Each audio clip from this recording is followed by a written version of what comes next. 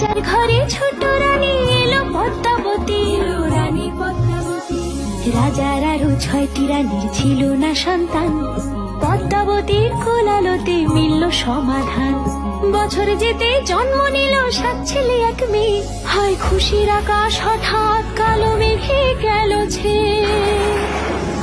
হিংসেতে যায় জ্বলে পুড়ে বাকি 6টি রানী, যুক্তি করে ঘটায় ওরা 7 কুমারের হানি। সুযোগ মতো 7 ছেলেকে মাটিতে দেয় পুঁতে, বাঁচে একা পারুল, ওরা পায় না তাকে ছুতে। ধাইমা বাঁচায় সেই মেয়েকে বড় করে তোলে, 7 ভাইকে পায় যে পারুল 7টে চাপা ফুলে। এত কিছুর পরেও রাজার বিপদ যে কাটে না, সূর্য নগরে সুখের সূর্য আর ওঠে না।